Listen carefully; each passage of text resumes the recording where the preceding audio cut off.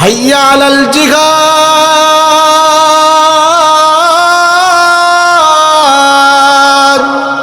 ও রাসূলের সাহাবীরা, তোমরা কে কোথায় আছো?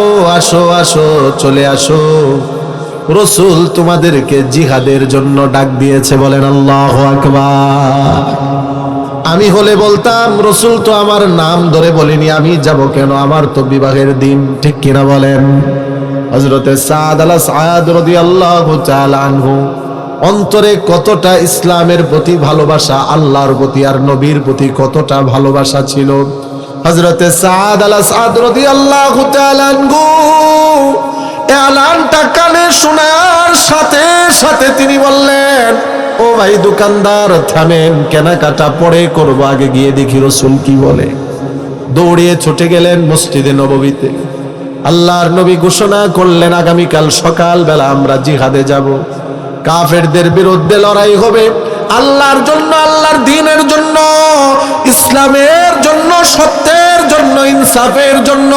যুগে যুগে ইমানদার জীবন দেয়, ঠিক কিনা বলেন?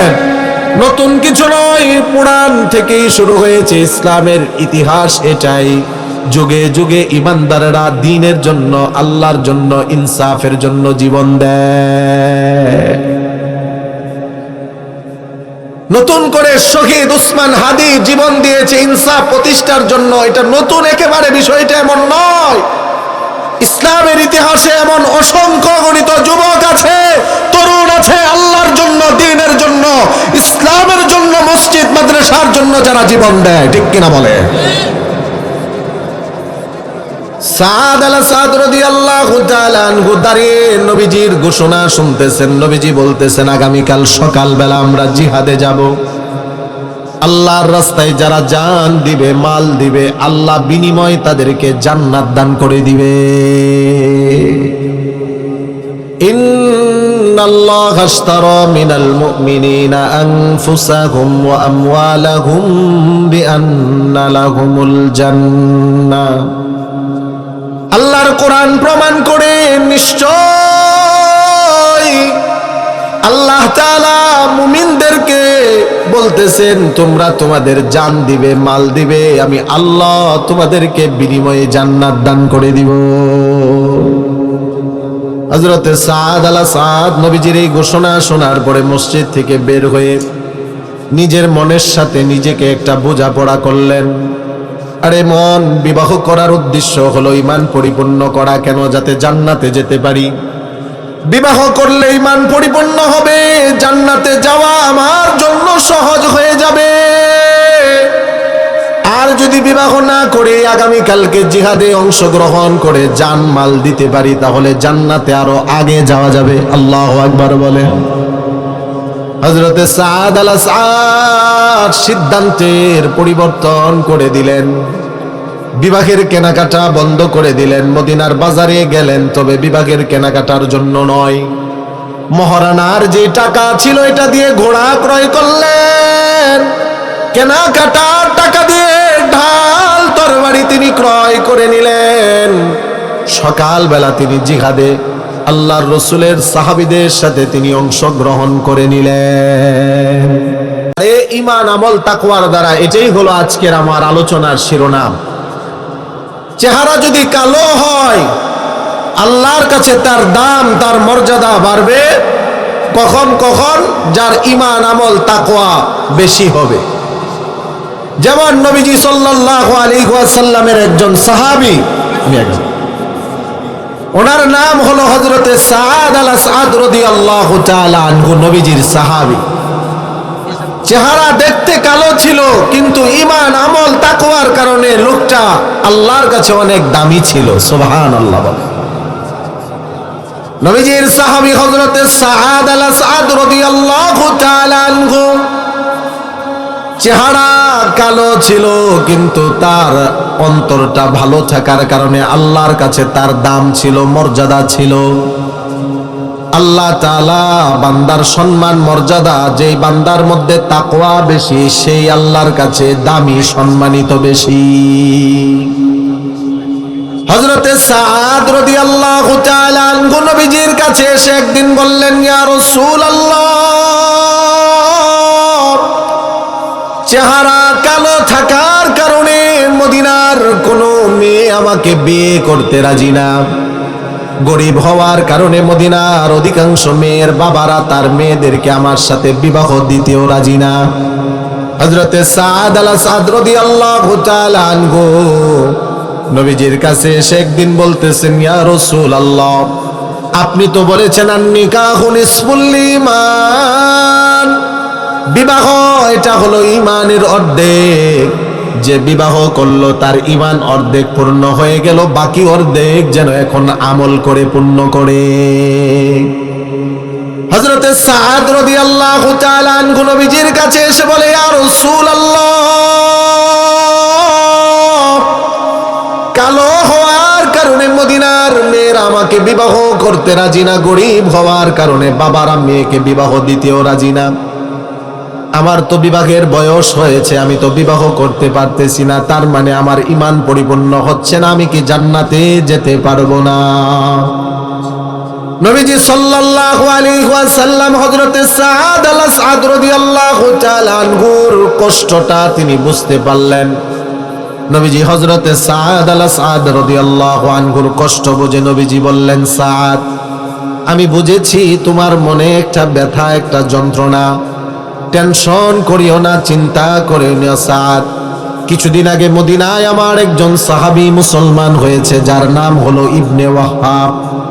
মদিনার ধনাঢ্য সাহাবীদের মধ্যে অন্যতম তিনি ধনী ছিলেন। রাসূল বলেন, কিছুদিন আগে সে মুসলমান হয়েছে, তার ঘরের মধ্যে অত্যন্ত সুন্দরী তার একটা মেয়ে আছে, কন্যা। যাও তুমি তার কাছে যাও, গিয়ে বলো আমি রাসূল, তুমি সাদের ব্যাপারে আমি তার মেয়ের বিবাহের প্রস্তাব পাঠালাম। নবীজি সাল্লাল্লাহু আলাইহি ওয়াসাল্লাম এটা বলার পরে সাদ আল-সাদ রাদিয়াল্লাহু তাআলা আনহু তিনি চলে গেলেন হযরত ইবনে ওয়াহাবের কাছে। গিয়ে বলতেছেন, ও রাসূলের সাহাবী ইবনে ওয়াহাব, রাসূল আমাকে পাঠিয়েছেন একটা প্রস্তাব দিয়ে। কি প্রস্তাব? রাসূল বলেছেন, আপনার মেয়ের সাথে আমার বিবাহের প্রস্তাব আপনাকে দিয়েছেন, আমি আপনাকে রাসূলের প্রস্তাবটা পৌঁছানোর জন্য এসেছি। পৃথিবীর কোনো বাবাই তো সহজে চাইবে না দেখতেও কালো, একেবারে গরিব একটা ছেলের কাছে নিজের সুন্দরী মেয়েটাকে তুলে দিবে। হযরত ইবনে ওয়াহাব এটা শোনার পর প্রথমে বললেন, যান আপনি রাসূলের কাছে যান, আমি এই বিষয়ে রাসূলের সাথে পরে কথা বলবো। তার মানে উনি পুরোপুরি প্রস্তাবে রাজি ছিলেন না প্রথমে। এই কথা বলার পরে হযরত সাদ রাদিয়াল্লাহু আনহু যখন ফিরে যাচ্ছেন, পর্দার আড়াল থেকে ওনার মেয়ে সব কথাগুলো শুনতেছিল। মেয়ে এবার বাবাকে ডাক দিয়ে দিল, বাবা আপনি কি কাজ করতেছেন একটা বার কি আপনি চিন্তা করে দেখেছেন? ও বাবা, সাহাবী নিজের থেকে আমার বিবাহের প্রস্তাব নিয়ে আসেনি, সাহাবীকে পাঠিয়েছেন যিনি, তিনি হলেন রাহমাতুল লিল আলামিন। রাসূল প্রস্তাব পাঠিয়েছেন আমার বিবাহের ব্যাপারে উনার একজন সাহাবীর। আপনি যেই প্রস্তাবকে প্রত্যাখ্যান করতেছেন, রাসূল শোনার পরে রাসূল ব্যথা পাবেন, কষ্ট পাবেন। রাসূল যদি কষ্ট পান, আল্লাহ নারাজ হবে। আর আল্লাহ যদি নারাজ হয়ে যান, যে আল্লাহ আপনাকে মদিনার ধনী বানিয়েছেন, যে আল্লাহ আমাকে সৌন্দর্যতা দান করেছেন, আল্লাহ যেমন দিতে পারেন, আল্লাহ নারাজ হলে আল্লাহ নিতেও পারেন। বলেন ঠিক কিনা? ও শেরপুরের মুরব্বী বাবারা, যুবক ভাইয়েরা আমার, উচ্চ আওয়াজে আমার একটা কথার উত্তর দিবেন, জুড়ে বলবেন, আমাকে আপনাকে ধন সম্পদ দেওয়ার একমাত্র মালিক কে? আমাদেরকে ক্ষমতা, সম্মান, ইজ্জত দেওয়ার মালিক কে? যে আল্লাহ ধন সম্পদ দিতে পারেন, চেহারার সৌন্দর্যতা দিতে পারেন, যে আল্লাহ ক্ষমতা দিতে পারেন। কোন আল্লাহর বান্দা বান্দি যদি ধন সম্পদ পেয়ে, ক্ষমতা পেয়ে, চেহারার সৌন্দর্যতা পেয়ে বড়াই করে, অহংকার করে, তাকাব্বুরি করে, আল্লাহ যেমন দিতে পারেন, আল্লাহ আবার ছিনিয়েও নিতে পারেন। বলেন ঠিক কিনা? মেয়েটা এভাবে বলার পরে রাসূলের সাহাবী হযরত ইবনে ওয়াহাব রাদিয়াল্লাহু ঠান্ডা মাথায় একটু চিন্তা করে দেখলেন, আসলেই আমি তো কি করতেছিলাম, রসুলের পাঠানো প্রস্তাব আমি প্রত্যাখ্যান করতেছিলাম। মেয়ে বলতেছে, বাবা এই প্রস্তাবে আমি রাজি, আপনিও রাজি হয়ে যান। মেয়ে যেহেতু রাজি, এবার বাবা আর কি বলবে, বলে হ্যাঁ আমিও রাজি। পর্দার আড়াল থেকে মেয়ে এবার রসুলের সাহাবী হযরতে সাদ আল সাদকে ডাক দিয়ে বললেন, ও রসুলের সাহাবী হযরতে সাদ, আপনি যান রসুলকে গিয়ে বলেন আমার সাথে আপনার যে বিবাহের প্রস্তাব রসুল দিয়েছেন এই প্রস্তাবে আমি রাজি আছি। রসুলকে আমার বিবাহের উকিল বানিয়ে দিলাম, আমার বিবাহের মহারানা রসুল ধার্য করে দিবে। শেরপুরের মুরব্বী বাবারা, যুবক ভাইয়েরা আমার শুনেন এরপরের ঘটনা। হযরতে সাদ আল সাদ নবীজির কাছে চলে গেলেন আর বললেন, ইয়া রাসূলুল্লাহ, প্রথমে বাবা রাজি হয়েছিল না, তবে মেয়ে ভাবে বলার পরে বাবাও রাজি, মেয়েও রাজি। আল্লাহর নবী এটা শোনার পরে বললেন, ঠিক আছে, যেহেতু মহারানা ধার্য করার দায়িত্ব আমাকে দিয়েছে, আমি তোমার বিভাগের মহারানা ধার্য করে দিলাম 4000 স্বর্ণ মুদ্রা। আমরা তো অনেকে সুবহানাল্লাহ বললাম, সাদ আল সাদ রাদিয়াল্লাহু তাআলা আনহুর অবস্থাটা তখন কি হয়েছে? হাস্যোজ্জ্বল চেহারাটা শোনার সাথে সাথে আবার মলিন হয়ে গিয়েছে। তার মানে 4000 স্বর্ণ মুদ্রা আমার বিভাগের মহারানা, আমার তো 4 স্বর্ণ মুদ্রা দেওয়ারও মালিক না, 4 টাকা দেওয়ারও ক্ষমতা আমার নাই, 4000 স্বর্ণ মুদ্রা মহারানা কিভাবে দিব? তার মানে হয়তো মহারানাও দিতে পারবো না, আর আমি বিবাহ করতে পারবো না। নবীজি বললেন, ও স্যার টেনশন করো না, চিন্তা করো না, মহারানা আমি রসুল ধার্য করেছি, ব্যবস্থাও আমি রসুল তোমার জন্য করে দিব। আল্লাহর নবী বললেন, ও স্যার যাও যাও, আমার একজন সাহাবী আছে যার নাম হলো উসমানে গনি, তার কাছে গিয়ে বলো আমার কথা। হযরতে সাদ রাদিয়াল্লাহু তাআলা আনহু হযরত উসমান রাদিয়াল্লাহু তাআলা আনহুর কাছে গিয়ে বললেন, রাসূল আমাকে আপনার কাছে পাঠিয়েছেন এই বলার জন্য। বলার পরে সাথে সাথে 2000 স্বর্ণ মুদ্রা তিনি তাকে হাদিয়া দিয়ে দিলেন। হযরতে সাদ, আল্লাহ সাদের মনটা বড় আনন্দিত, বিবাহের অর্ধেক মহারানা আমার হয়ে গেছে। হযরতে সাদ যখন চলে আসবেন, পিছন দিক দিয়ে হযরত উসমান আবার ডাক দিলেন, ও সাদ, শুধু মহারানা দিলেই হবে? মদিনার সুন্দরী মেয়েদের অন্যতম মেয়েকে তুমি বিবাহ করতে যাচ্ছ, কিছু কেনাকাটা করা লাগবে না, মার্কেটিং করা লাগবে না, শপিং করা লাগবে না, এই যে নাও আরো কিছু অতিরিক্ত তোমাকে কিছু টাকা হাদিয়ে দিয়ে দিলাম কেনাকাটা করার জন্য। এই অতিরিক্ত টাকাগুলো নিয়েও তিনি আরেকজন সাহাবীর কাছে গেলেন, উনিও 2000 স্বর্ণ মুদ্রা দিয়ে দিলেন, আবার কেনাকাটার জন্য কিছু হাদিয়া দিয়ে দিলেন। এবার আসেন মূল আলোচনায়। এক পকেটে মহারানার টাকা, আর এক পকেটের মধ্যে কেনাকাটার টাকা নিয়ে মদিনার বাজারে চলে গেলেন। দোকানদারকে গিয়ে বললেন, না দোকানদার, অনেক দিনের মনের কল্পনা জল্পনা, আমার ইচ্ছা পূরণ হতে যাচ্ছে, বিবাহ করতে পারতেছিলাম না, কালো বলে গরিব বলে। রসুলের প্রস্তাবের বরকতে ধনাঢ্য পরিবারের সুন্দরী মেয়েকে আজকে আমি বিবাহ করতে যাচ্ছি, তোমার দোকানের ভালো ভালো জিনিসগুলো তুমি দিয়ে দাও। সাহাবীর কথা শুনে দোকানদার যখন ভালো ভালো জিনিসগুলো দিচ্ছে, এমন সময় মদিনার গলি দিয়ে একজন সাহাবী এলান করে করে যায়, ঘোষণা করে করে যায়, হাইয়া আলাল জিহাদ।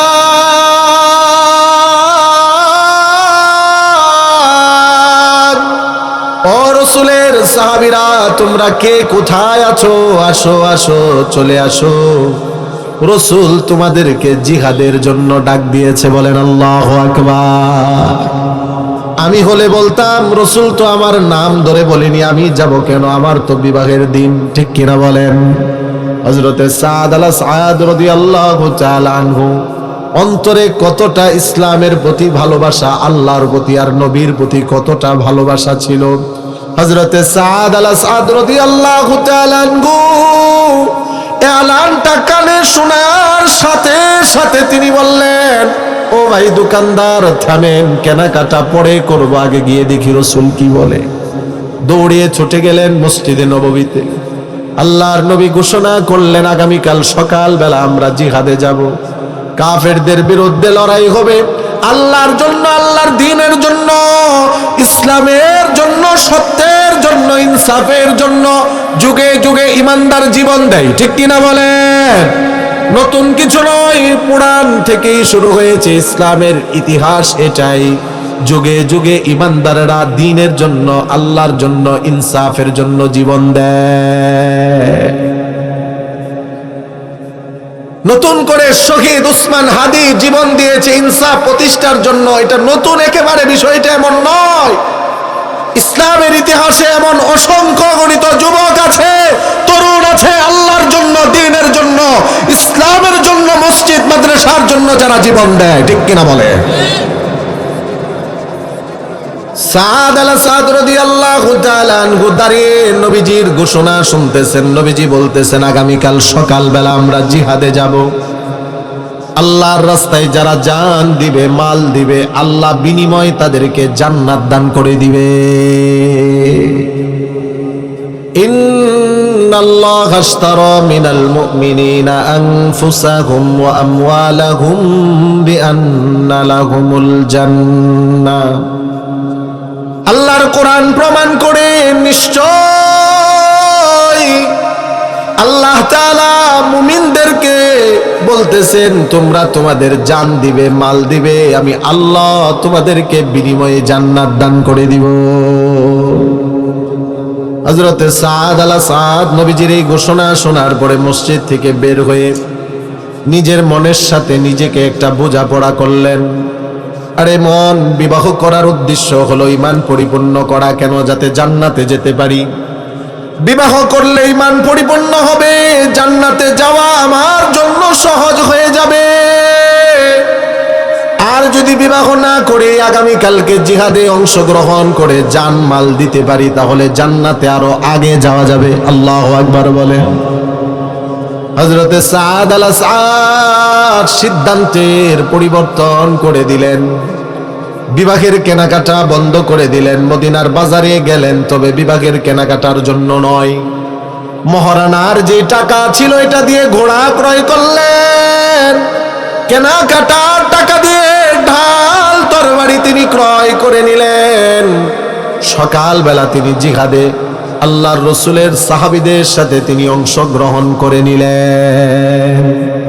লম্বা ঘটনা। হযরতে সাদ আল-সাদ লড়াই করতে করতে কাফেরদের সাথে অনেকগুলো কাফেরকে জাহান্নামে পাঠিয়ে এক পর্যায়ে নিজেও শহীদ হয়ে গেলেন। আল্লাহু আকবার বলেন।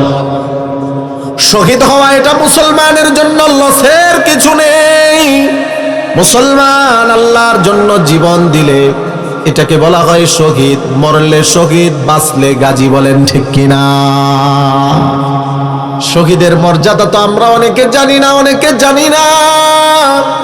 একটা শুধু দৃষ্টান্ত আপনাদেরকে দেই, যারা শহীদ হয় ইসলামের শরীয়তে তাদের নিয়ম হলো শহীদরা যেভাবে ক্ষতবিক্ষত হয়, যেই কাপড়ে তাদের রক্ত রঞ্জিত হয়, ওভাবে শহীদদেরকে কোনো গোসল দেওয়া লাগে না, কাফনের কাপড়ও পরিবর্তন করা লাগে না। শরীরের যে কাপড় থাকে ওই কাপড়ে বিনা গোসলে শহীদদেরকে কবরে রাখার বিধান। কেন কেন? যখন ময়দানে মাহশারের দিকে সবাই ছুটতে থাকবে, সবাই যার যার কবর থেকে উঠবে, শহীদরাও তাদের কবর থেকে উঠবে, তবে শহীদদের শরীর থেকে রক্ত বের হবে। রাসূল বলেন ওই রক্তের কোনো গন্ধ হবে না, মেশকে আম্বরের ঘ্রাণের চেয়ে রক্তের ঘ্রাণ আরো বেশি হবে। হাসরবাসীরা শহীদদের দিকে তাকিয়ে থাকে, শুধু তাকাবে না, আফসোস করে করে বলবে আহারে, শুধু এক দুইজনই কেন জীবন দিল? আমরা যুবকেরাও যদি জীবন দিতে পারতাম সত্যের জন্য, ইনসাফের জন্য, জালেমের বিরুদ্ধে লড়তে গিয়ে যদি আমরাও জীবন দিতাম, ইসলামের পক্ষ থেকে, দ্বীনের পক্ষ থেকে, আল্লাহর জন্য যদি জীবন দিতাম, আজকে এই শাহাদাতের মর্যাদা আমরাও পেতাম। হযরতে সাদ আল-সাদ তিনি শহীদ হয়ে গেলেন। যুদ্ধ শেষে আল্লাহর নবী বললেন, আমার শহীদ সাহাবীদের লাশগুলোকে তোমরা জমা করো, একত্রিত করো। একত্রিত করা হচ্ছে, হঠাৎ করে নবীজি তাকিয়ে দেখলেন কালো চেহারা বিশিষ্ট ওনার সাহাবীর লাশ দেখা যায়। রাসূল আশ্চর্য হয়ে গেলেন, কি ব্যাপার? সাদকে তো আমি বিভাগের অনুমতি দিয়েছি, সে জিহাদে আসলো কখন? সে যে জিহাদে এসেছে, অংশগ্রহণ করেছে, রাসূল জানতো না, লুকিয়ে এসেছে। আল্লাহর নবী কাছে গিয়ে দেখলেন এটা তো ওনার সাহাবী হযরতে সাদি। চেহারাটা কালো ছিল, সূর্যের আলো চেহারায় পড়ার কারণে শহীদের লাশটা নূরে ঝলমল করতেছে। বলেন আল্লাহু আকবার। নবীজি সাল্লাল্লাহু আলাইহি ওয়াসাল্লাম বললেন, আমার সাদের লাশটাকে আমার কাছে আনো। কাছে এনে নবীজি সাল্লাল্লাহু আলাইহি সাল্লামের পা মোবারকের উপর রাখা হলো। হযরতে সাদের দিকে নবীজি মায়ার দৃষ্টি নিয়ে, মুহাব্বত আর ভালোবাসার দৃষ্টি নিয়ে নবীজি তাকিয়ে রইলেন। রাসূল হযরতে সাদকে দেখতেছেন আর চোখ থেকে পানি ঝরতেছে। রাসূলের চোখের পানি দাড়ি ভিজে ভিজে জমিনে টপ টপ করে পড়তেছে। সাহাবায়ে কেরাম রাসূলের কান্না দেখে সাহাবায়ে কেরামও কান্না করতেছেন। একটু পরে দেখা গেল আল্লাহর রাসূলের কান্না বন্ধ হয়ে গেল। রাসূলের চেহারার মধ্যে মুচকি হাসির ঝলক দেখা দিল। একটু পরে সাহাবায়ে কেরাম তাকিয়ে দেখলেন আল্লাহর নবী হযরতে সাদের থেকে চেহারা ঘুরিয়ে নিলেন আর হযরতে সাদের দিকে তাকান না। জানাজা শুরু হবে, একজন সাহাবী এসে আল্লাহর নবীকে বললেন, ইয়া রাসূলুল্লাহ, শুনতে চাই। প্রথমে কান্না করলেন, তারপরে হাসি দিলেন, তারপরে চেহারা ঘুরিয়ে নিলেন, কারণ কি? আল্লাহর নবী বললেন, আমার একজন আশিক দুনিয়া থেকে বিদায় নিয়ে চলে গেল, তার বিরহে আমি নবীর খারাপ লেগেছে, তাই আমি কান্না করেছি, আমার চোখ থেকে পানি ঝরেছে, মুচকি হাসি দিয়েছি। তার কারণ কি জানো? আমার সাদ দুনিয়ার সুন্দরী মদিনার রমণীকে ছেড়েছে আল্লাহর জান্নাতের আশায়, আর আল্লাহর জান্নাত থেকে দলে দলে তার হুর স্ত্রীরা আসতেছে। লস হয়নি, আমার সাদের লস হয়নি। আল্লাহর মুহাব্বত, রাসূলের মুহাব্বত, দ্বীনের মুহাব্বত যাদের অন্তরে থাকবে, আল্লাহর জন্য, রাসূলের জন্য, দ্বীনের জন্য যারা কুরবানি করবে, তাদের লস হবে না। তাদের সম্মান মর্যাদা যিনি বাড়াবেন জুড়ে মুহাব্বতে, বলেন তিনি কে? নবীজি বললেন, আমি চেহারা ঘুরিয়ে নিয়েছি আমার সাহাবীর থেকে। কেন? তোমরা জানো, আমি দেখেছি জান্নাতের একটা হুর আমার সাদের স্ত্রী এসে বলতেছে, ও আমাদের স্বামী, দুনিয়ার সুন্দরী মেয়েকে আমাদের জান্নাতের আশায়, আমাদের আশায় তুমি ত্যাগ করেছো, ছেড়ে দিয়েছো। কখন জান্নাতে যাবে, কখন আদর করব, আর দেরি সহ্য হয় না। তার একজন স্ত্রী জান্নাতের হুর তাকে চুম্বন করতেছে, স্বামীকে তার স্ত্রী আদর করতেছে, আমি নবী কিভাবে তাকিয়ে থাকি? আত্মমর্যাদায় গায়রতে আমি রাসূল চেহারা ঘুরিয়ে নিয়েছি। বলেন আল্লাহু আকবার। লস হয় না, লস হয় না। জীবনটা ছিল ঈমান দ্বারা ভরপুর। ঈমান, আমল, তাকওয়া যাদের জীবনে থাকবে, চেহারা কালো হোক তাতে কি হয়েছে? তাদের সম্মান মর্যাদা দুনিয়াতে এবং পরকালে যিনি বাড়াবেন, আরেকবার মুহাব্বতে, বলেন তিনি কে? বুখারীর 1149 নম্বর হাদিসের কথাই বলতেছিলাম। বেলাল রাদিয়াল্লাহু তাআলা আনহুর চেহারাও ছিল কালো, কিন্তু আল্লাহ তাআলা ওনার মর্যাদা কত বাড়িয়েছেন। কেন? ওনার ঈমান, আমল, তাকওয়ার কারণে। যে আয়াত আমি আপনাদের সম্মুখে তেলাওয়াত করেছি, সূরা কাহফের 107 নম্বর আয়াত, এই আয়াতে আল্লাহ এটাই বলেন, ইন্নাল্লাযীনা আমানু ওয়া আমিলুস সালিহাতি কানাত লাহুম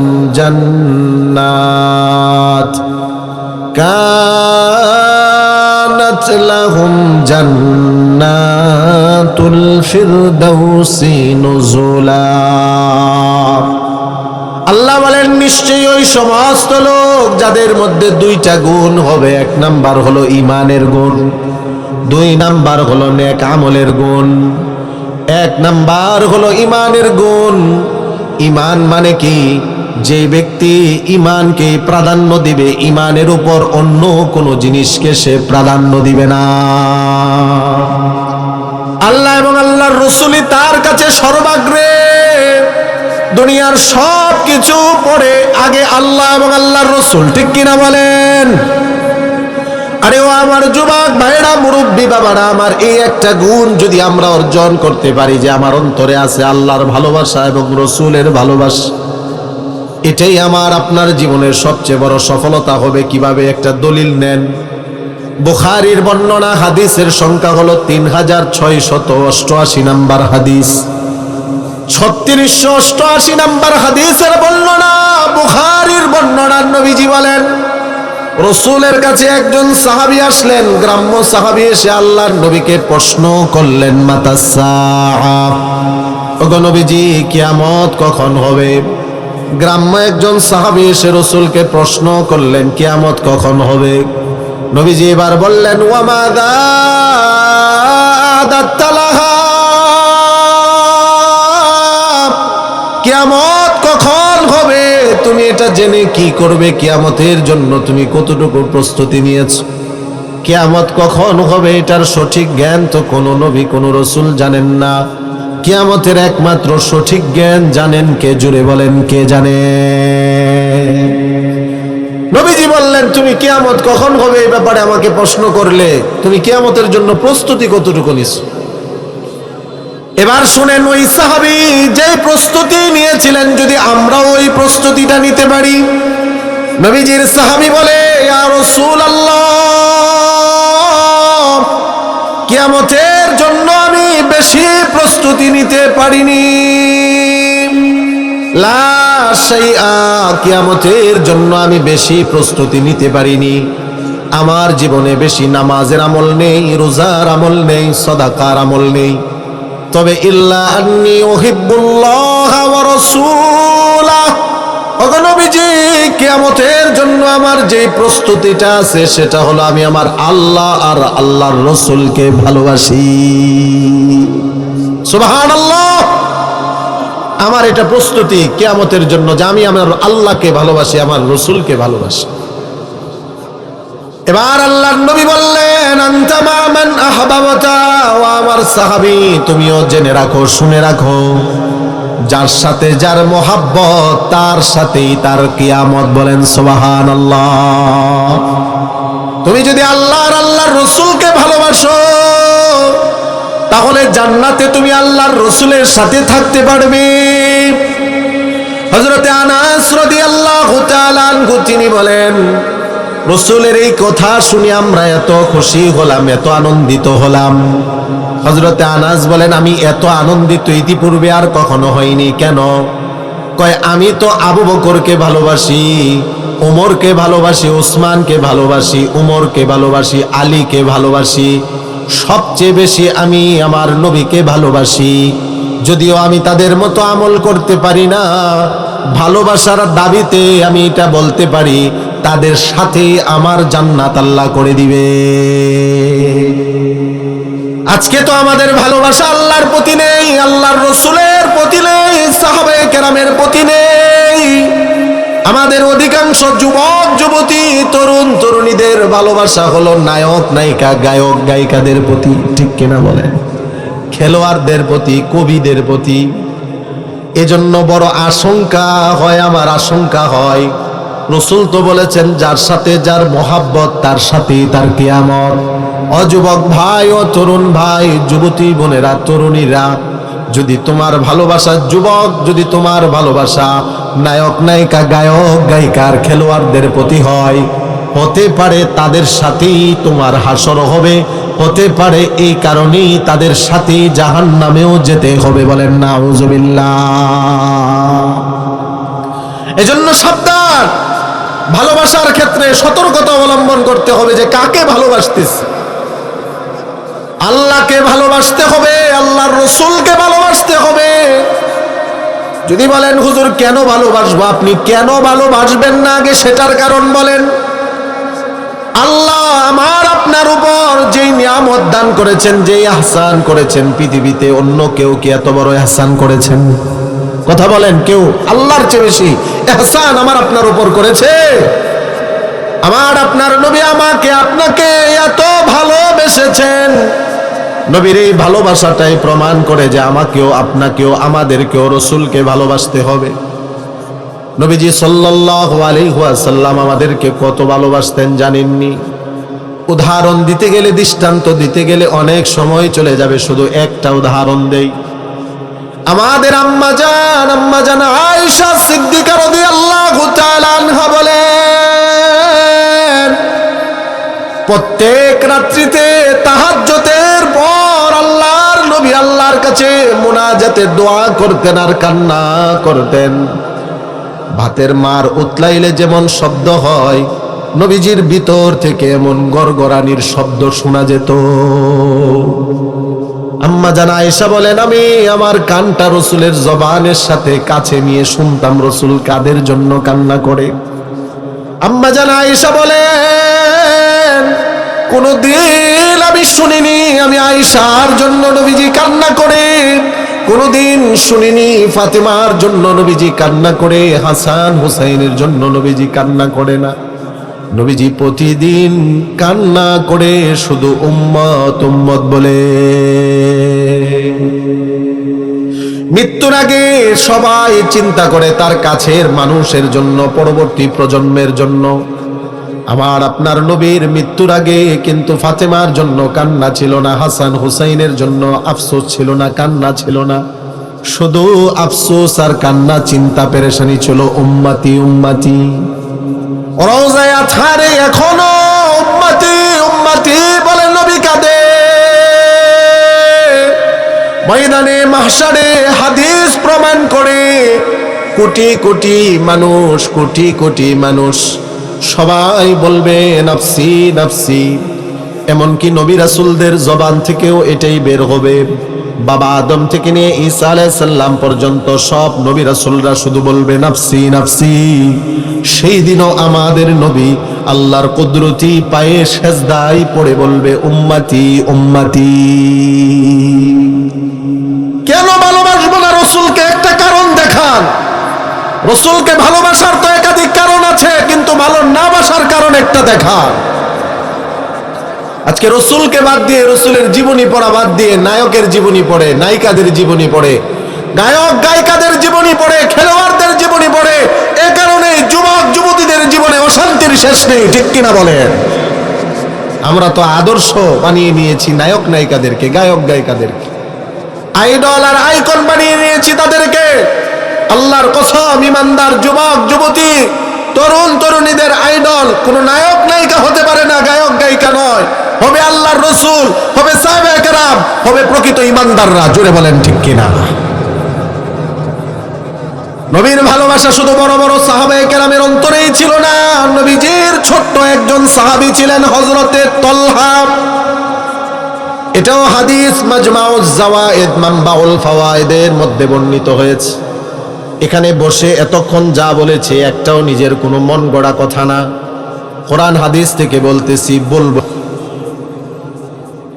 নবীজি সাল্লাল্লাহু আলাইহি ওয়াসাল্লাম ছোটদের সাথে মজা করতেন। ছোট্ট সাহাবী তলহা রাদিয়াল্লাহু তাআলা আনহু যখন নবীজিকে বললেন, আমি আপনাকে প্রচন্ড ভালোবাসি, নবীজি এবার মজা করে বললেন, শুধু মুখে বললে হবে না, ভালোবাসা এটা দাবি করে শুধু হয় না, দলিলে এটার প্রকাশ করতে হবে, ভালোবাসার প্রমাণ দিতে হবে। তলহা রাদিয়াল্লাহু তাআলা আনহু নবীজির এই কথা শুনে বললেন, মুরনি বিমা আহবাবতা ফালা আসি লাকা আমরা। ওগো নবীজি, আপনাকে ভালোবাসি শুধু মুখে না, এই ভালোবাসা প্রমাণ করার জন্য আপনি বলেন কি করতে হবে। আপনি আজকে যা বলবেন আমি তলহা তাই করে দেখাবো। হাদিসের মধ্যে আসছে, ফাজিবান নবী সাল্লাল্লাহু আলাইহি ওয়াসাল্লাম লিযালিকা ওয়া হুয়া গুলাম। ছোট্ট একজন সাহাবীর মুখ থেকে এত সুন্দর সুন্দর কথা শুনে নবীজি বড় আশ্চর্যান্বিত হলেন। এই কি বলে, মানুষটা ছোট কিন্তু কথাগুলো তো অনেক বড়। আল্লাহু আকবার বলেন। রাসূলকে বলেন, আপনি আদেশ করেন, আপনার ভালোবাসা প্রমাণ করার জন্য আমাকে কি করতে হবে? যা বলবেন তাই করব, তারপরেও ভালোবাসা আজকে প্রমাণ করে দিব। আল্লাহর নবী এবার মজা করে বললেন, তলহা, যদি তুমি আমাকে ভালোবেসেই থাকো, যাও ও কতুল্লা বাকা, ওই যে তোমার বাবা বড়া দাঁড়িয়ে আছে। তলহা রাদিয়াল্লাহু আনহুর বাবার নাম ছিল হযরতে বড়া। তোমার বাবা দাঁড়িয়ে আছে, যাও যাও, বাবাকে গিয়ে হত্যা করো। রাসূল দেখতে চান ছোট্ট সাহাবীর অন্তরে নবী প্রেম বেশি নাকি বাবার মোহাব্বত বেশি। নবীজি এটা বলতে দেরি, তলহা বাবাকে হত্যা করার উদ্দেশ্যে ছুটতে দেরি না। বলেন আল্লাহু আকবার। নবীজি এবার পিছন দিক দিয়ে আবার ডাক দিয়ে বললেন, এ তলহা, যাওয়া লাগবে না, যাওয়া লাগবে না। পরীক্ষায় তুমি পাস, পরীক্ষায় উত্তীর্ণ, ভালোবাসার প্রমাণ হয়ে গিয়েছে। বুঝে নিলাম, নবীজি বলেন, বুঝে নিলাম তোমার অন্তরে তোমার বাবার চেয়ে আমার মোহাব্বত বেশি। হযরতে তলহার শুধু হলে এটা হবে না, আমি যদি নিজেকে পরিপূর্ণ ঈমানদার দাবি করি, আমাকেও এমন হতে হবে। আপনারাও যদি নিজেকে পরিপূর্ণ ঈমানদার দাবি করেন, আপনাদেরকেও এই গুণে গুণান্বিত হতে হবে। বলবেন, হুজুর এটা কি বলেন? হ্যাঁ, এটাই তো হাদিস প্রমাণ করে। বুখারীর বর্ণনা, 15 নম্বর হাদিস। বুখারী শরীফ খুলেন, অনেকের কিতাবের মধ্যে সফটওয়্যার আছে, আপনি দেখেন। বুখারীর 15 নম্বর হাদিসে নবীজি বলেন, ওয়াল্লাযী নাফসি বিয়াদিহি লা ইউমিনু আহাদুকুম হাত্তা কুনা হাব্বা ইলাইহি মিন ওয়ালিদিহি ওয়া ওয়ালাদিহি ওয়ান নাসি আজমাইন। নবীজি বলেন, তোমরা ততক্ষণ পর্যন্ত ঈমানদার হতে পারবে না, পরিপূর্ণ ঈমানদার ততক্ষণ পর্যন্ত হতে পারবে না, যতক্ষণ না পর্যন্ত তোমার বাবা মা পৃথিবীর সবার চেয়ে আমি নবীর মোহাব্বত তোমার অন্তরে বেশি না হবে। পরিপূর্ণ ঈমানদারের দাবিতে ততক্ষণ পর্যন্ত আমি দাবি করতে পারবো না, হতেও পারবো না, যতক্ষণ না পর্যন্ত আমার অন্তরে সবচেয়ে বেশি মোহাব্বত রাসূলের প্রতি না হবে, এমনকি নিজের জীবনের চেয়ে বেশি ভালোবাসা থাকতে হবে নবীর প্রতি। ঠিক কিনা বলেন? হযরতে তলহাকে নবীজি ডাক দিয়ে বললেন, তলহা, আর যাওয়া লাগবে না, বাবাকে হত্যা করা লাগবে না, পরীক্ষায় তুমি পাস। ও তলহা, ইন্নী লাম উবাত বিকতিয়াতি রহিমিন।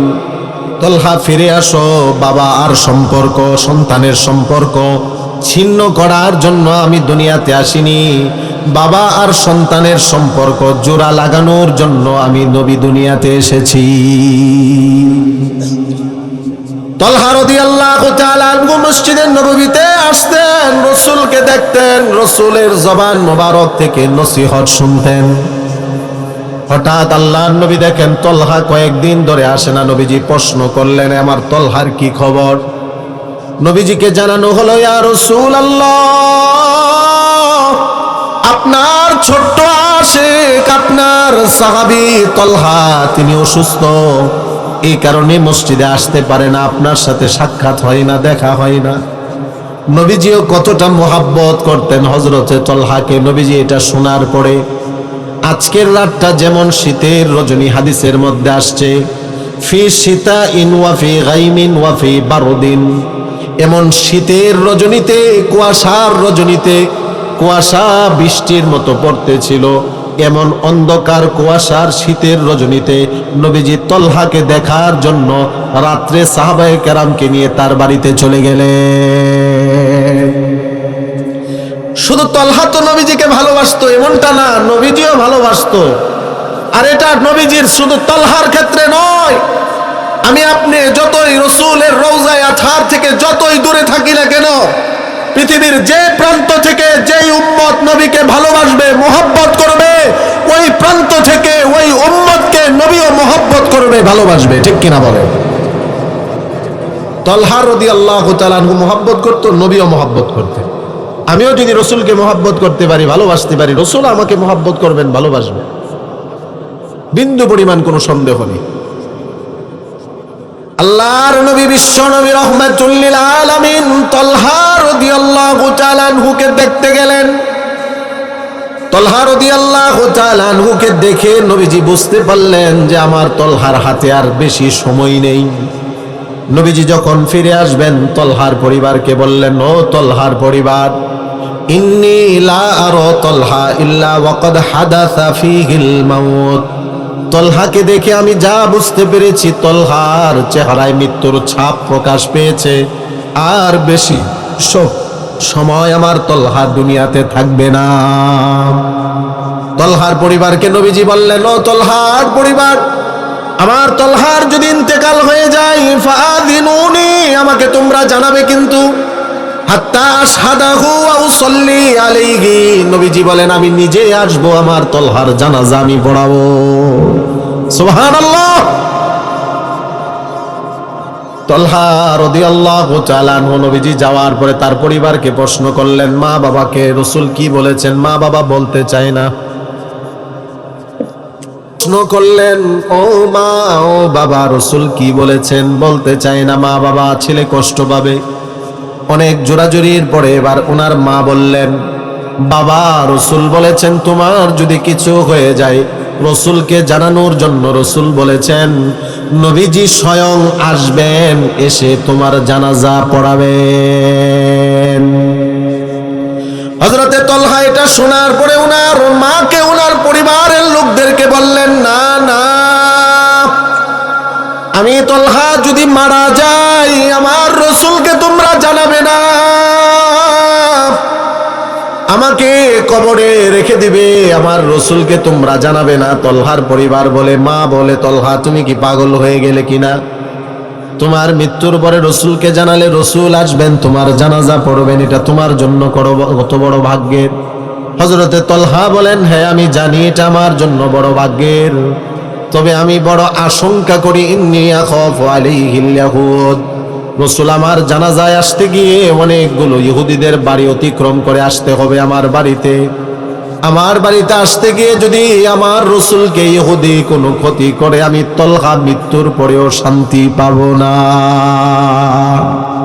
ভালোবাসা কাকে বলে, মুহাব্বত কাকে বলে? আর আমি চাই না আমার কারণে আমার নবীজির কষ্ট হোক।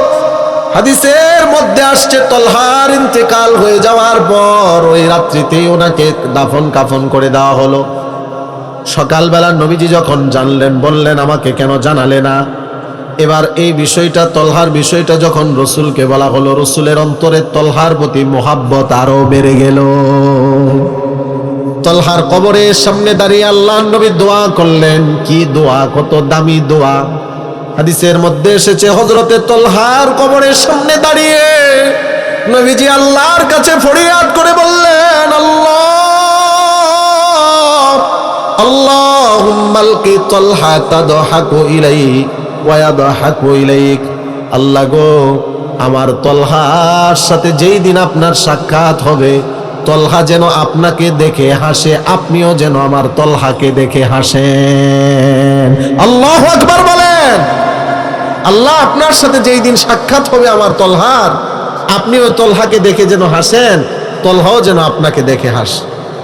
নবী প্রেম যাদের অন্তরে থাকবে, নবীর মোহাব্বত ভালোবাসা যাদের অন্তরে থাকবে, লস নেই।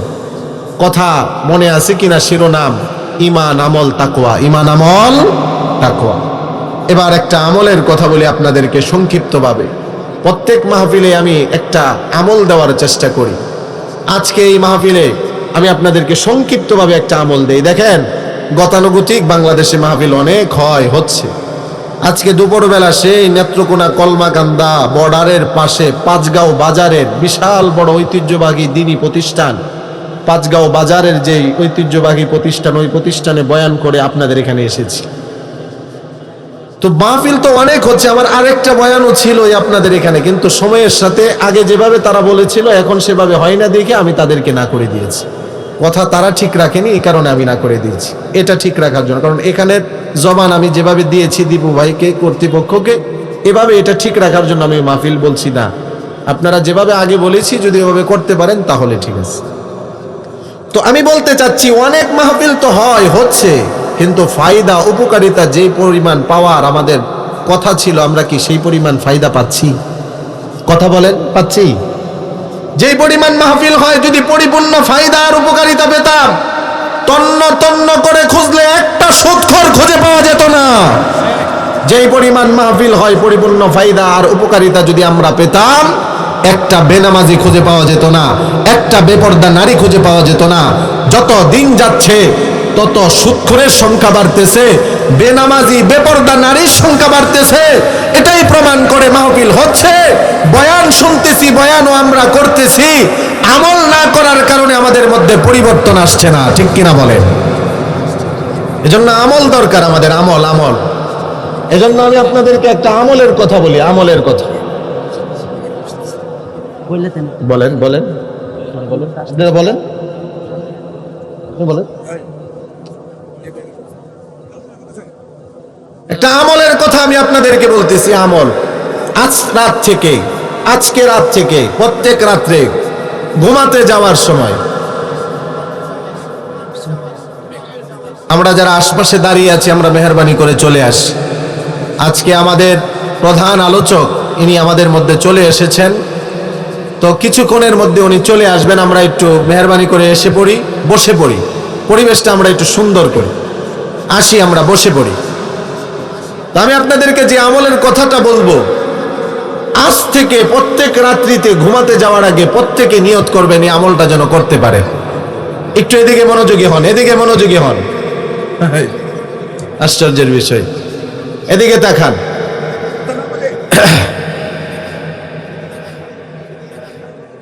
ভাইজান, আপনারা কথা শেষ করেন, পরে আমি বলি। আজ রাত থেকে ঘুমাতে যাওয়ার আগে সবাই আমরা চেষ্টা করব এই আমলটা করার জন্য। রাজি আছি ইনশাল্লাহ? দীপু ভাই আমাকে বলেছে, হুজুর পুরুষের চেয়ে মহিলাদের উপস্থিতি অনেক বেশি।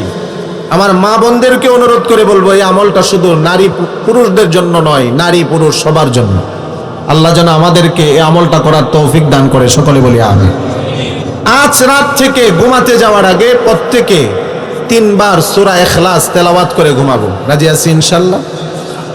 হাত সবাই উঠাই না, শীতের মধ্যে উঠাইতে কষ্ট হয় আমি জানি, আল্লাহ কবুল করুক, বলি আমিন। ও আমার মুরব্বী বাবারা, যুবক ভাইয়েরা আমার, যদি আমরা এই আমলটা করি তাহলে আমাদের কি লাভ হবে? নবীজির হাদিস প্রমাণ করে রাসূল বলেন, ইন্নাহা লাতাদিলু সুলুসাল কুরআন। সূরা ইখলাস এটা কোরআনের 3 ভাগের 1 ভাগ। একবার পড়লে 10 পারা, 2 বার পড়লে 20 পারা, 3 বার পড়লে 30 পারা কোরআন তেলাওয়াতের সওয়াব আল্লাহ দান করে দেয়। আজকে রাত থেকে আপনি 1 মিনিট সময় লাগবে, 3 বার তেলাওয়াত করলে সর্বোচ্চ 1 মিনিট সময় লাগবে। 1 মিনিট সময় লাগিয়ে আজ রাত থেকে যদি আমরা সবাই এই আমলটা চালু করে দেই, তাহলে আমার জীবনে যদি আমি 100 রাত পাই, তাহলে আমার জীবনে 100 কোরআন তেলাওয়াতের খতমের সওয়াব হবে। সুবহানাল্লাহ। 200 রাত যদি পাই, 200 কোরআন খতমের সওয়াব দান করবেন কে? যাদের সুযোগ আছে আমরা প্রত্যেকদিন সূরা ইখলাস 10 বার পড়ব। জোরে বলেন কতবার?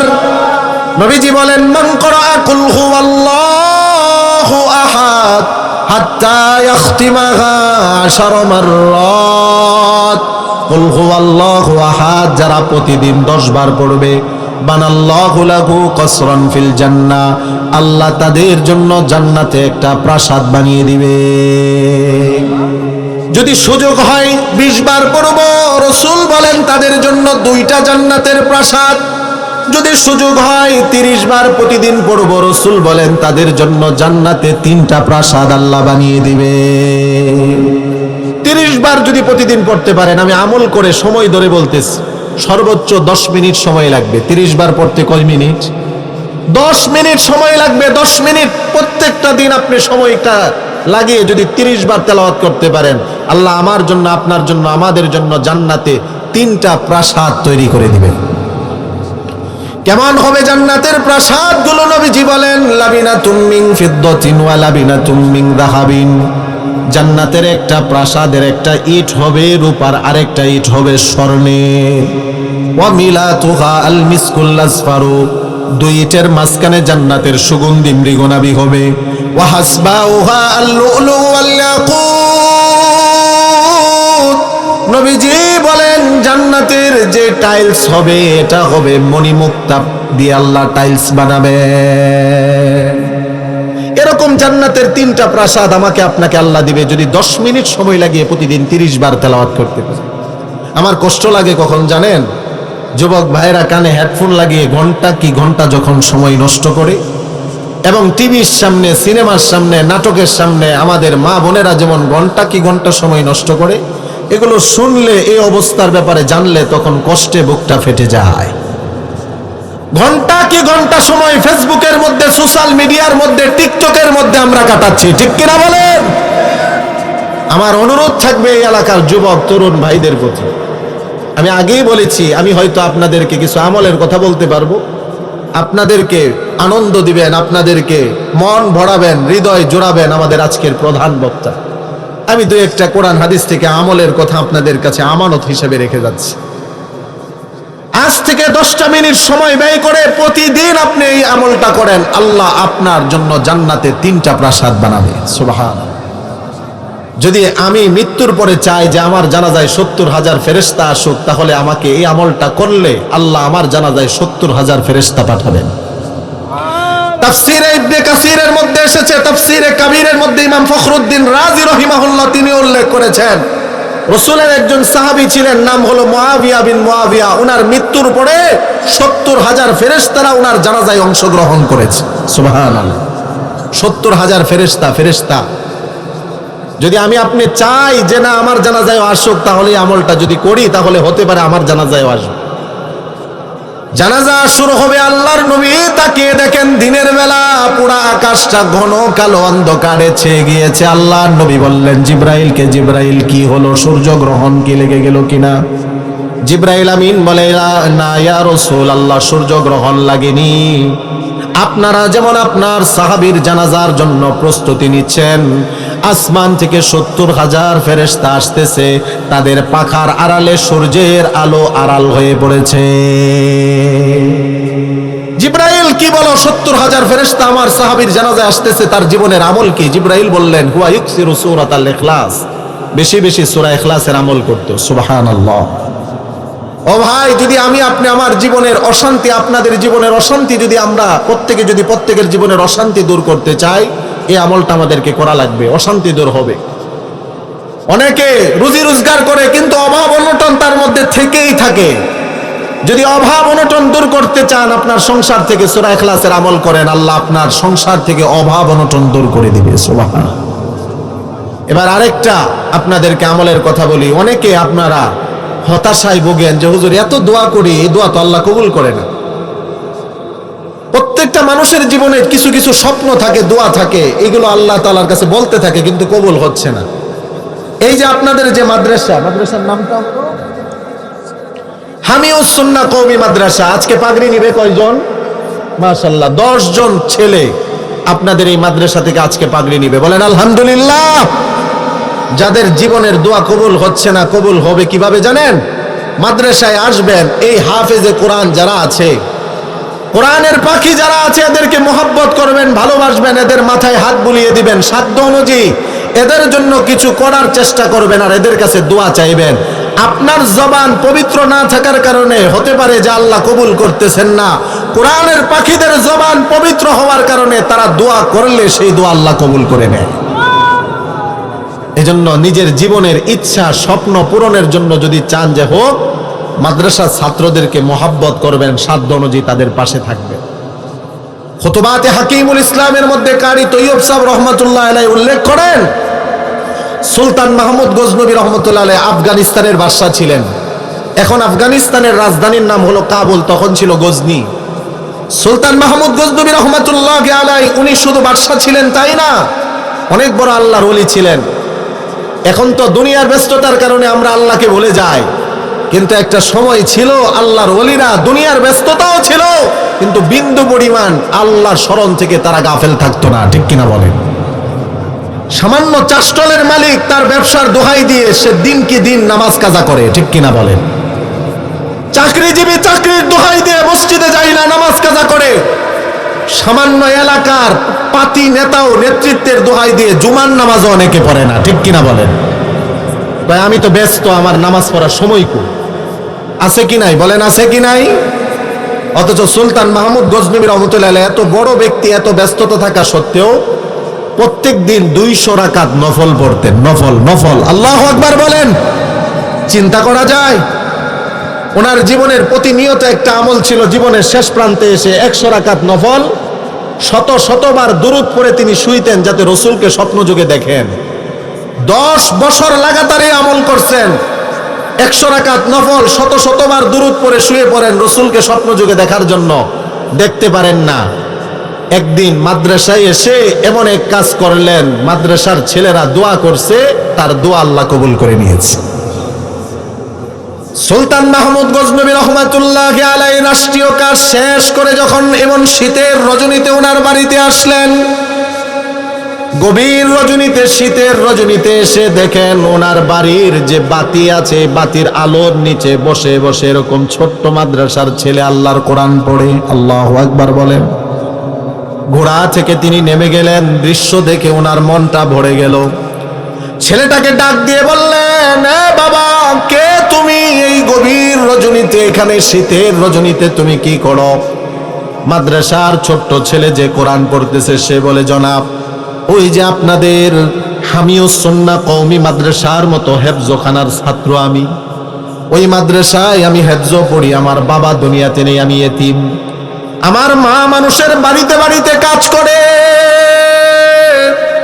মা কিছুদিন ধরে অসুস্থ থাকার কারণে মানুষের বাড়িতে কাজও করতে পারে না। আমার পড়ালেখার যে কেরোসিন কিনে দিবে এই টাকাও মার কাছে নেই। তখন তো আর এরকম ইলেকট্রিক বাতির ব্যবস্থা ছিল না, কেরোসিন বাতি, হারিকেন, ঠিক কিনা বলে? ছেলেটা বলে, জনাব, আমার সাথী ভাইয়েরা যার যার বাতি নিভিয়ে ঘুমিয়ে পড়েছে, আমার তো কোরআনের সবক ইয়াদ হয়নি। কোরআন বুকে নিয়ে ঘুরতেছিলাম, কোথায় একটু আলো পাবো, আলোর নিচে বসে কোরআন পড়বো। আপনার বাড়ির এই হেজেকের আলোর নিচে বসে বসে আমি কোরআন পড়ি। ওনার দিলের মধ্যে বড় মায়া লেগেছে। ছেলেটাকে নিয়ে সব প্রয়োজনগুলো তিনি পূরণ করলেন। মাদ্রাসার খোঁজ খবর নিলেন, হামিউস সুন্নাহ কওমি মাদ্রাসায় কি প্রয়োজন। শীতের মৌসুম এসেছে, অনেক মাদ্রাসায় কার্পেট নেই, বাচ্চারা কষ্ট করে। অনেক গরিব বাচ্চাদের শীতের পোশাক নেই, তারা কষ্ট করে। বলেন আছে কি নাই? মাদ্রাসার খোঁজ খবর নিলেন, মাদ্রাসার প্রয়োজনগুলো সুলতান মাহমুদ গজনবী পূরণ করলেন। কোরআনের ছোট্ট ছেলে বড় খুশি হয়ে গেল। যখন চলে যায় তখন সুলতান মাহমুদ কি জানি বলবে। ছেলেটা সাহস করে বললেন, কিছু বলতে চান কিনা? সুলতান মাহমুদ গজনবী বলে, বাবা, তোমার কাছে আর কি বলবো, আমার তো দুনিয়ার কোনো চাওয়াই নেই। আল্লাহর কাছে একটু তোমার পবিত্র 2টা হাতে পবিত্র জবানে দোয়া করবে। 10 বছর ধরে 100 রাকাত নফল নামাজ পড়ে, শতবার দুরূদ পড়ে শুয়ে পড়ি যাতে রসুলকে স্বপ্ন যুগে দেখতে পাই। এখনো পর্যন্ত 10টা বছর চলে গেল, আমার এই ইচ্ছা আর পূরণ হলো না। ছোট্ট ছেলেটা মাদ্রাসায় চলে গেল। তাহাজ্জুদের সময় হেফজখানার বাচ্চারা উঠে পড়ে। আল্লাহু আকবার বলেন। হামিউস সুন্নাহ কওমি মাদ্রাসায় খোঁজ খবর নিয়ে দেখবেন, এখানে এমন অনেক বাবা আছেন, মা আছেন, আপনারা ফজর পড়তে পারেন না, আপনার সন্তানেরা তাহাজ্জুদ পড়ে। আল্লাহু আকবার বলেন। বড় ভাগ্যের বিষয়, কিন্তু বড় ভাগ্যের বিষয়, ফজরের 1-1.5 ঘন্টা আগে হেফজখানার ছোট্ট ছোট্ট কোরআনের পাখিগুলো উঠে পড়ে। শীতের রজনীতে ঠান্ডা পানি দিয়ে ওযু করে নামাজ পড়ে, তাহাজ্জুদ পড়ে, আল্লাহর কাছে দোয়া করে, কোরআন পড়ে। ওই ছেলেটা ওইভাবে দোয়া করলো, আল্লাহ, যে সুলতান মাহমুদ গজনবী আমি কোরআন শিখার জন্য আমার প্রয়োজনগুলো পূরণ করলো, সাহায্য সহযোগিতা করলো, তার মনের ইচ্ছাগুলো তুমি পূরণ করে দাও। মাদ্রাসার ছেলেটা দোয়া করে দিল। পরের রাত্রিতে সুলতান মাহমুদ গজনবী আমল করে শুইতে দেরি হলো, নবীজিকে স্বপ্ন যুগে দেখতে দেরি হলো না। আপনাদের কষ্ট হচ্ছে না? সুবহানাল্লাহর আওয়াজে বোঝা যায়, আমি বুঝি না। শীতে কথা বলতে কষ্ট হয়। শীত নাই, মাশাআল্লাহ, মারহাবা বলেন। মুরব্বী বাবা যদি কই তারে শীত নাই, তো যুবকের আর কোনো কথা আছে এখানে? সুলতান মাহমুদ গজনবী রহমাতুল্লাহি আলাইহি নবীজিকে স্বপ্ন যুগে দেখলেন। রাসূলের হাদিস প্রমাণ করে তিরমিজির বর্ণনা, আমি আমার ছাত্রদেরকে কিছুদিন আগে ওই হাদিসটা পড়িয়েছি। নবীজি বলেন, মান রাআনি ফিল মানামি ফাকাদ রাআনি লিআন্না আশ-শাইতানা লা ইয়াতামাসসালু বি। আমি নিজে হাদিসটা আমার ছাত্রদেরকে পড়িয়েছি। আল্লাহর নবী বলেছেন, আমার যে উম্মত স্বপ্ন যুগে আমাকে দেখলো, সে আমাকেই দেখলো। সুবহানাল্লাহ। শয়তান আমার রূপ ধারণ করতে পারে না। যে রাসূলকে দেখলো, সে রাসূলকেই দেখলো। সুলতান মাহমুদ গজনবী নবীজিকে স্বপ্ন যুগে দেখে আল্লাহর নবীকে প্রশ্ন করলেন, ইয়া রাসূলুল্লাহ, চোখের পানি ছেড়ে দিয়ে বললেন, আপনি এতদিন পরে আমার সাক্ষাতে আসলেন, আগে জানতে চাই এতদিন কেন আসলেন না, আজকে কেন আপনার সাক্ষাৎ আমি পেলাম, কারণটা কি? নবীজি বললেন, সুলতান মাহমুদ রে, ছোট্ট মাদ্রাসার ছাত্রগুলোর প্রয়োজন পূরণ করেছ, তারা দোয়া করেছে, তাদের দোয়া যিনি কবুল করেছেন তিনি কে? সুলতান মাহমুদ গজনবী নবীজিকে এবার প্রশ্ন করেছিলেন, ওগো নবীজি, আর কখনো আপনাকে আমি দেখতে পারি কিনা জানি না, তবে আপনার কাছে একটা জানার বিষয়, ভালো একটা মানুষের সন্ধান আমাকে দেন। নবীজি বলেন, ভালো মানুষের সন্ধান এখন কেন চাও? দুনিয়াতেই তো দিয়েছি। খায়রুকুম মান তাআল্লামাল কুরআনা ওয়া আল্লামা। তোমাদের মধ্যে ভালো তারা কোরআন পড়ে যারা, কোরআন পড়ায় যারা। এজন্য ভালোদেরকে মোহাব্বত করতে রাজি আছি তো ইনশাআল্লাহ। অনেকের মা নেই, হাত তুলেন। অনেকের বাবা নেই, হাত নামান। অনেকের মা নাই, অনেকের বাবা নাই। আমি জানি যার মা নাই, যার বাবা নাই, এখানে এমন অনেক সন্তান আছে নিজের কাঁধে নিজের বাবার লাশটাকে বহন করেছে। আমার মতো এরকম অনেক হতভাগা সন্তান আছেন। আমিও আমার বাবার লাশটাকে নিজের হাতে গোসল দিয়েছি। আমার ইহরামের কাপড় দিয়ে আমার বাবাকে আমি কাফনের কাপড় পরিয়েছি।